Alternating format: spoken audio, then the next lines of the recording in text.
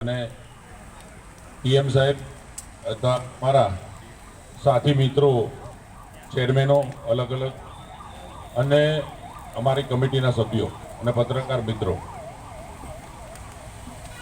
આ વર્ષના બજેટમાં 26-27માં જે કમિશનર અમારા સાહેબે મૂકેલું બજેટના અંદર એક 20 લાખનો ઉમેરો કરી અને આ બજેટના અંદર નવી સુવિધાઓ જે મૂકવાના છે આપની સમક્ષ અમે રજૂ કરીએ છીએ।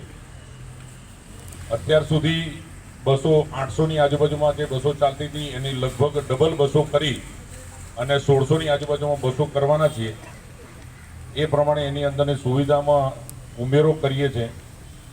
એમાં 15માં નાણાં પંચની ગ્રાન્ટમાંથી 9 કરોડની ડબલ ડેકર 4 નવી બસો અમે લેવાના છીએ। દરેક ઝોનના અંદર પ્રી બસ શેલ્ટર બનાવવાના જેનો અંદાજિત ખર્ચ 2 કરોડ છે, જે 15મી નાણાં પંચની ગ્રાન્ટમાંથી લાવવામાં આવશે। સ્ટાફ બિહેવિયર ટ્રેનિંગ એક એવું ચાલુ કરવાના છે જેનાથી કે સ્ટાફનું અને જે ડ્રાઈવર કંડક્ટરોના બિહેવિયર લોકો સાથે કેવા રહે એની ટ્રેનિંગ ચાલુ કરવાના છે। એનો ખર્ચ 20 લાખ રૂપિયા જે અમારો એએમટીએસના ખર્ચમાંથી લેવાના છે। જમાલપુર ડેપોનું જે જૂનું બિલ્ડિંગ છે જ્યાં દર વખતે આપણે આ કરતા હતા આપણે એ જર્જરિત હોવાથી એને ત્યાં ખસેડી અને નવું બિલ્ડિંગ બનાવવાનું એનું એક આયોજન કરેલું છે।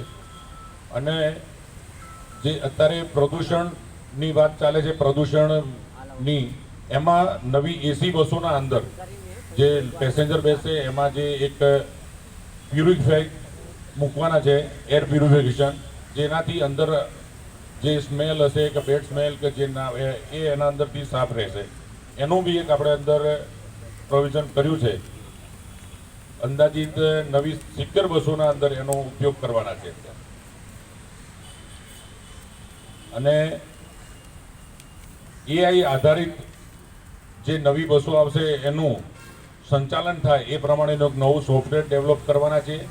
અને એના આધારે એના અંદર 3 કરોડનો ખર્ચ થશે એ બી કર્યું। એમ ટોટલ અત્યાર સુધીમાં જે ખર્ચ કરેલો હતો એમણે જે બજેટ મૂક્યું હતું એ 991 હતું, એમાં ઉમેરો કરી અને 1011નું આપણે આ બજેટ મૂકીએ છીએ। અને એના અંદર ટોટલ 20નો વધારે કરી અને 15મી નાણાં પંચના અંદરથી 17 કરોડ મળવાના અને સ્વર્ણિમ જયંતિ મુખ્યમંત્રી વિકાસ યોજનાની ગ્રાન્ટમાંથી 3 કરોડ મળશે। એમ ટોટલ 20નો સુધારો કરીએ છીએ અને આ ટોટલ બજેટ 1011 કરોડનું મૂકવામાં આવે છે।